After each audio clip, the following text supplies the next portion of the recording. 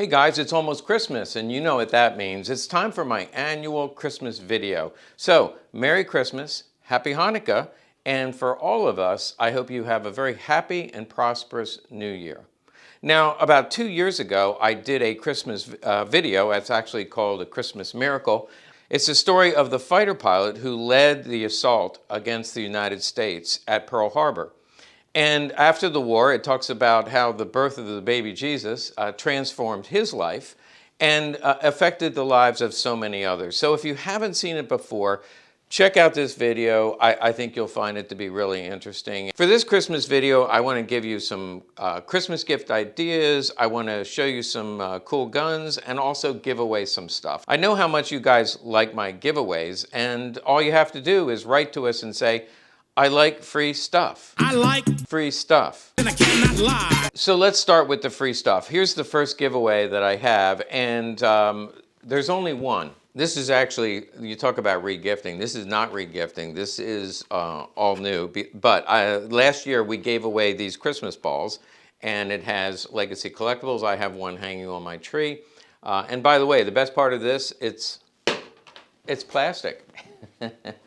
It's made of plastic, so we can ship it without worrying about breaking it. But last year we gave these away. I ordered a bunch of them. I thought I gave them all away, but maybe somebody didn't take possession or didn't pick it up because I found one in the back of the closet. So I'm going to give this one away. Maybe we'll try it again next year, but it's too late to order them now. Whenever I show you something that is a giveaway, just email us below, and you can put down your preference. Obviously, if we only have one of these, I can't send it to more than one person. But if you have a preference, you can just say, I would like that book, or I would like that Christmas ball, whatever you would like. But speaking of Christmas gifts, the most important thing that you can do is get your significant other to watch at least the beginning of this video, especially this part right now, because what I'm going to recommend, whenever you buy for a collector, you don't really know what they want. It's really hard to figure out because I know I'm looking for something very specific. And my wife learned a long time ago, don't try to buy me a gun or a gun book because I either already have it or I don't want it. So the most important gift that you can get this time of year, significant other, hint, hint, is a gift certificate. So you can give somebody a gift certificate. Just let us know what denomination you want. We'll send you a gift certificate and you can give that to your loved one at Christmas time. So that's probably the best Christmas gift idea. Now let me show you one other idea that anybody who collects probably has a safe or a closet where they keep their things. And one of the things I'd recommend, if you go to our website and go to accessories, and you will see these. That's right, the dehumidifier. I have several safes. I have one in each one. You can read the directions, but you can use them over and over again after they absorb the moisture. It takes about a month before they need to be recharged, but then I just plug it in overnight, come back the next day, and it's ready to go. So it takes the moisture out of your closet or out of your safe. Now, when you don't have one of these, here's what happens. Okay, so I have a little demonstration for you here. This is the one that's in my safe. It should be orange. It's already starting to turn a little bit. But once a month, it'll turn green. And then I just press, plug this in. It actually heats up and gets rid of the moisture. And so I leave it in for a month. I plug it in overnight, it turns orange again, and I put it back in and it'll last for years. So this dehumidifier works in a safe. Here's what happens when you don't use a dehumidifier. So a friend of mine has his safe in the basement. He has a dehumidifier in the basement, but inside the safe, it doesn't dehumidify. So imagine what it's doing to the metal. You can see what it's doing to the metal here. So if you have guns in here, it's just slowly eroding. Now, I did a video about this before, but I wanted to show you just as a sidelight and a Christmas gift to all of you. I just want to take a hairdryer, and it kills the mold spores. Isn't that magic? I'm yelling. The best part of this is it's hard to get down inside here, like if you were trying to wipe it off. But with the heat, you get all the little crevices and kill all the spores. So that's just a sidelight on how to clean that up, and then make sure you put this in your safe. So if you have a loved one who has a safe, needs a dehumidifier, check them out on our website, and you'll be supporting our channel at the same time. And that tip using the hair dryer is actually on another video, but I showed you again. It's just like a Christmas miracle the way the mold on that holster disappears. The moisture on metal is far worse, but you don't notice it as much because it's doing a little bit of damage to the finish and to the metal. So you want to get rid of any moisture if you're collecting firearms or any kind of German memorabilia. You just don't want mold to grow. Now, let's take a look at a gun. I think you'll find this one to be really cool. Okay, probably some of you have seen one of these, at least in pictures. You may recognize right away this is an inland M1 carbine, and this monstrosity that's attached to it is actually an infrared sniper scope. Now, this technology was actually first invented by the Germans. And it dates all the way back to 1939, 1940. They were experimenting with a similar configuration. You can see pictures of it here. They named this project the Vampire. And again, it was new technology. We've done videos where I said before, at the end of the war, the United States sent a lot of people over to kind of find some of their secret weapons. This would have been one of them.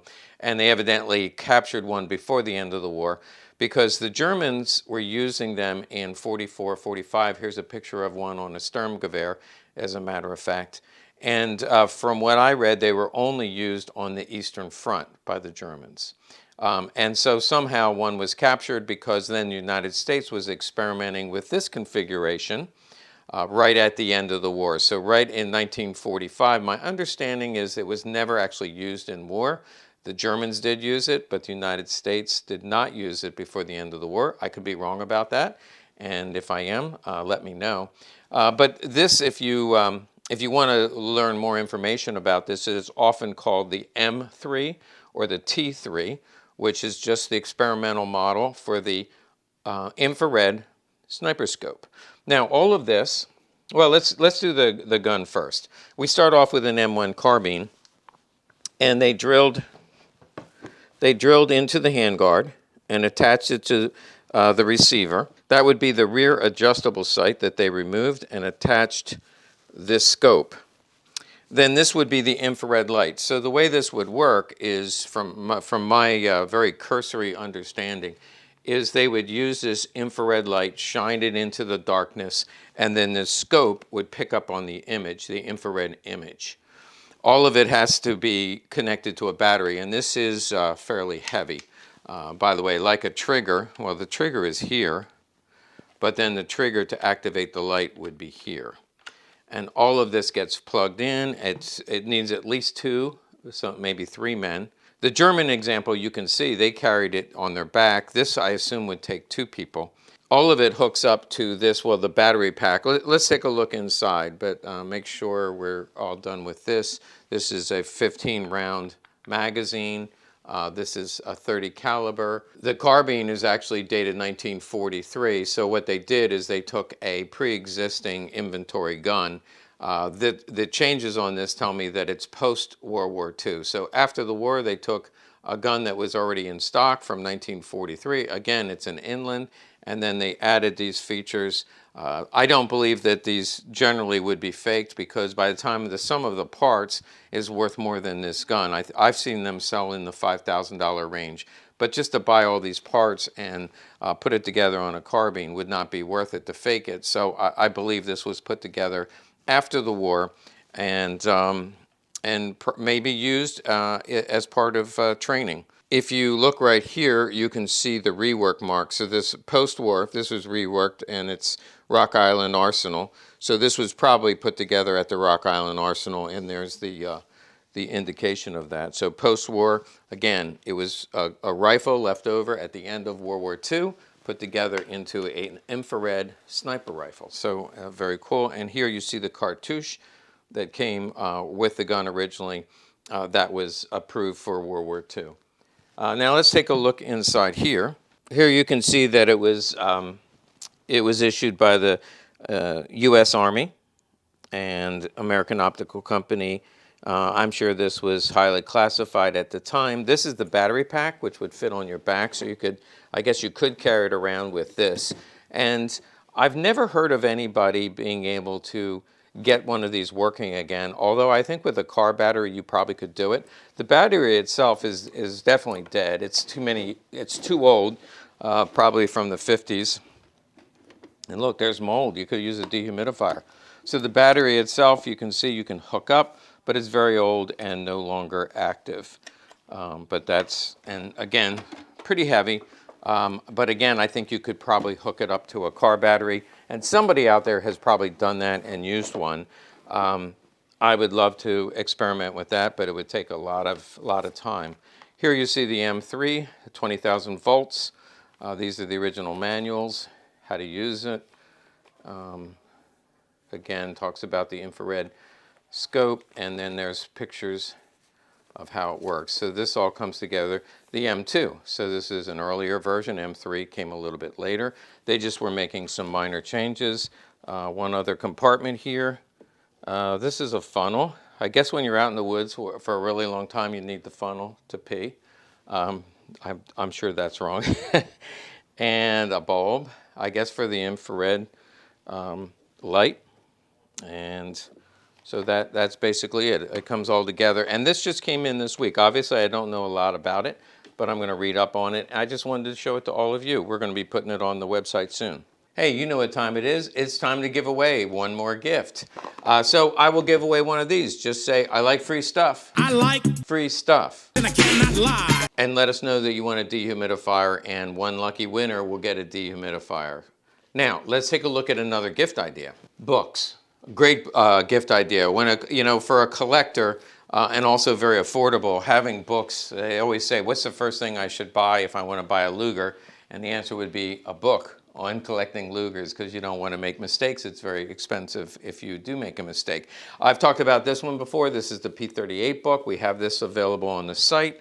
Of course, I have to say my own book on SS contract PPs and PPKs. You just go to the section called Resource Books, and you will find this book. Also, the book on Walthers by Dieter Marshall. Excellent book, co-published with Legacy Collectibles. And actually, we've been selling quite a few of these lately. We also do very well with the Mauser HSC book. And finally, one of our newest publications by Peter Kuntz, and this was put out by Legacy Collectible Press. It's the history of firearms from 1200 AD to 1900 AD. A lot of really good information. It comes in paperback and hard cover, and it's a great Christmas gift idea for the collector in your life. Okay, I have a couple guns that I've already done videos on, so I'm just going to show them to you really quickly. In fact, why don't you take a look over my shoulder and check out these guns. The first one is a registered Magnum. Now, here's the video. If you look up at the top of the screen here, you'll see the link, but I already did a video on registered Magnums. Very, very rare. These are the first 357 Magnums that were ever made by Smith & Wesson. When I think of a 357 Magnum, I always think of the Colt Python, beautiful gun.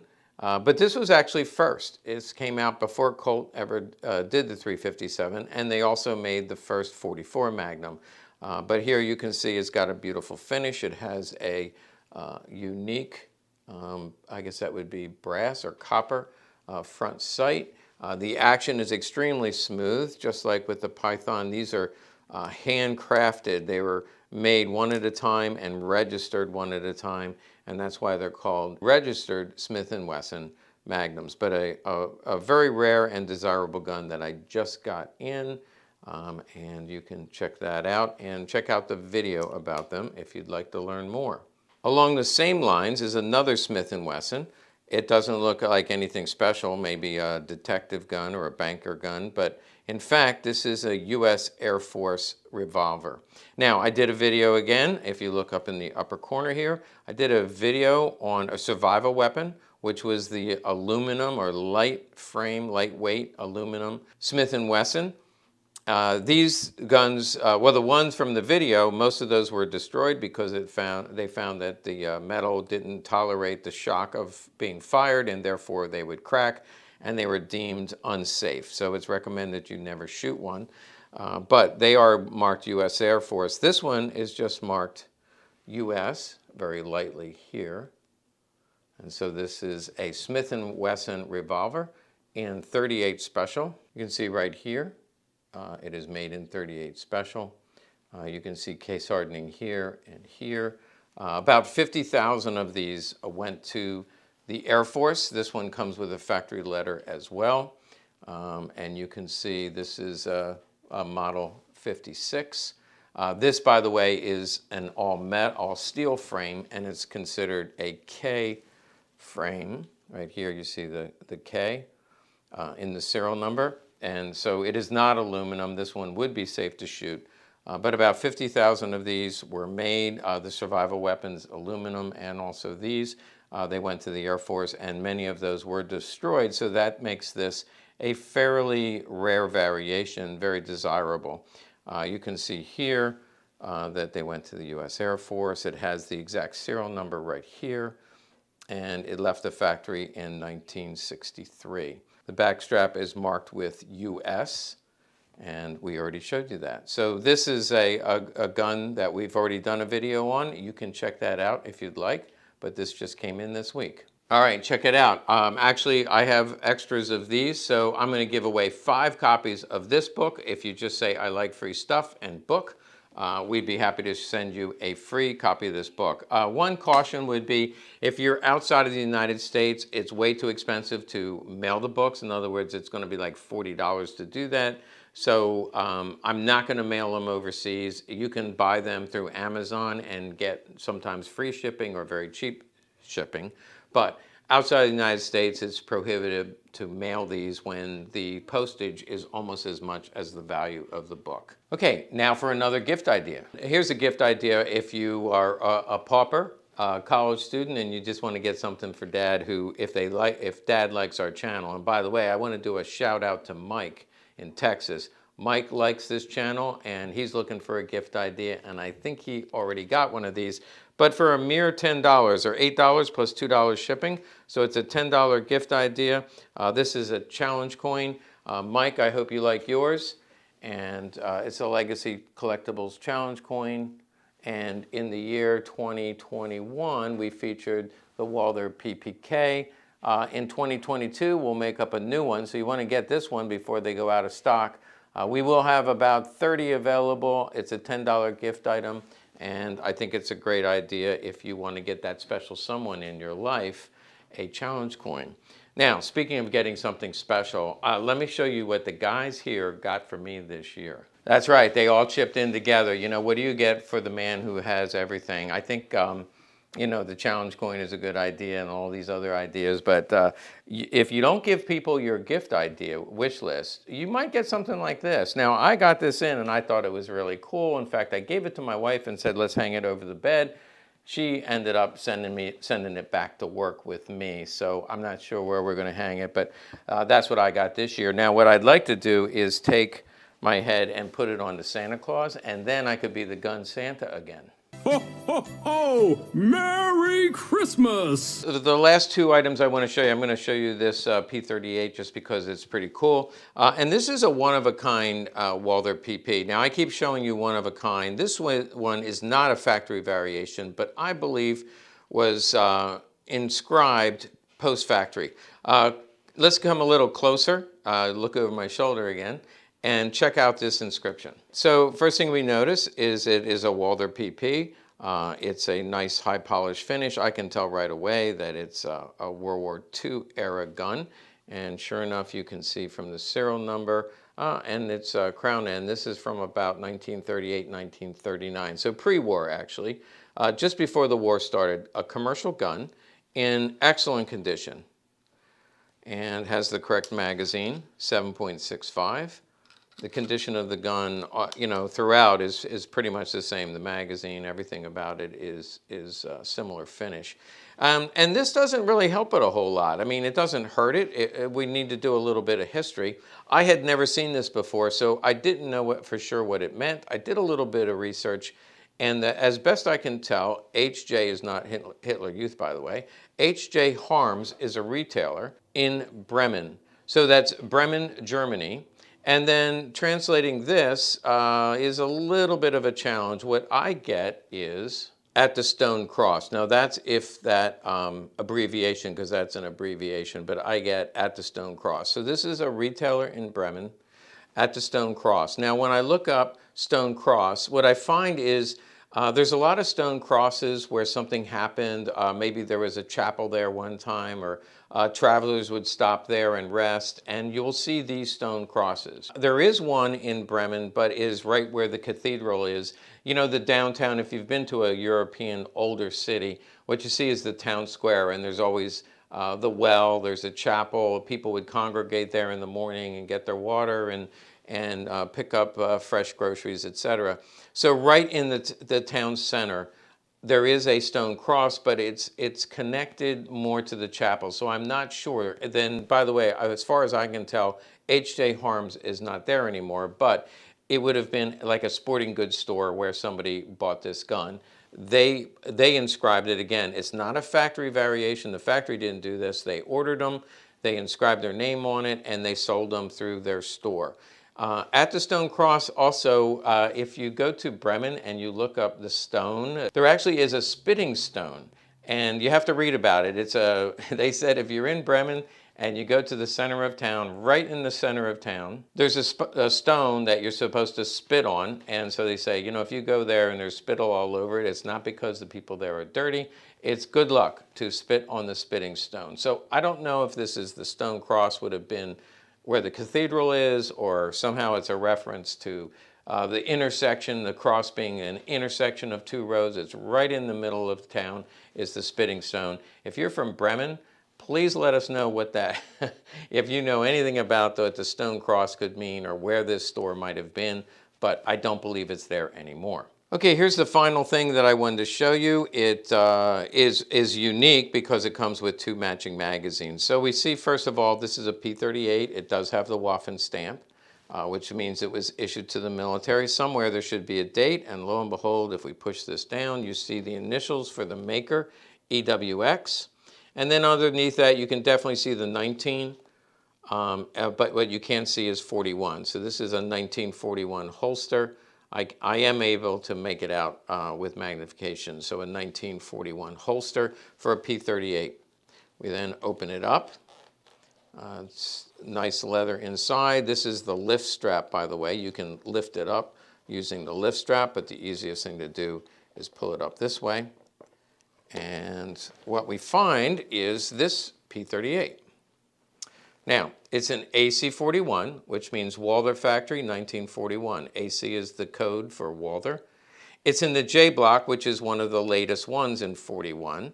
And then they went to AC42. But J block, you'll notice on the early 1941s, it's a beautiful high polished finish. Well, hang on one second, I have one. Okay, here's an earlier one in the B block. So again, if you go by alphabet, it's no suffix, A, B, C, D, all the way up to J. And you can see the difference in polish. So this we know that from 1941 to 1942, the finish became duller. And so this is considered a transitional to the military finish. And this is the early high polish finish. Now somebody added the white pencil because it's too white. It would have turned yellow by now. Doesn't really hurt it, and I can take that out pretty easily just by putting oil on it, let it soak a little bit and brush it off. They even highlighted because every part would have been also Wesson proof. Later on, they didn't bother doing that because it's too time consuming, but you see the Wesson proof here, there's one on the trigger, one on the top, of course one here and 3 here. On this one, you can see that it's not filled in, and this is the duller finish. You also will notice the plum color or the plum hue. That you'll see quite a bit. It has to do not with the finish, but the metal prep. And by the way, notice the Wesson proof here. There's a Wesson proof under here, Wesson proof here. All the same places, Wesson proof here. All the same places, but not filled in with the white so that it's not as easy to see. Also in 1941, the grips, if you open them up, will be Wesson proofed inside. These are both 9mm, but the finish on them is much different. This one, a lot of the front strap is gone. This one, the high polish finish is still very obvious. Now let's take a look at the two magazines, because that's what makes this one so very rare. It's very rare to find it with one matching magazine, but let me pull out both matching magazines. And so a two match mag rig like this is very, very desirable, top of the line kind of collector piece. But you can see right there, that is the way that they should be marked on what I call the toe of the bottom. In 1942, they numbered them only up into the C block. So no suffix ABC, but in 1942 they are, well, here's a picture of one, but they are numbered along this edge. Here you can see in the J block, they're marked on the toe, and you can see that there's two matching magazines that go with this really nice late 41 P38 with the original holster to go with it. Going back to this beauty, just phenomenal. This one came from my safe. You can see also, there's no holster with this one, but didn't come with a holster. I will probably have to find one, but there you can see also two matching magazines. So you're seeing two in one video when most people won't see one in a couple of years. I mean, if you went to shows almost every weekend, you'd be lucky to find one in a year. So just a really hard find with the two matching magazines. Beautiful gun. Hey, thanks for watching and subscribing to this channel. You know, it goes without saying that by buying just miscellaneous items from our website, you actually help to support our channel. Most of these items, you can find them on Amazon, sometimes for a little bit cheaper. But when you buy from Legacy, as part of the proceeds obviously help us stay in business and do these educational videos. So I apologize for the commercial break, but I try to keep it to a minimum. And hopefully we didn't bore you this time. Seriously, I hope you have a great holiday season, and I look forward to what treasures will walk in our door in 2022. I have a feeling the best is yet to come.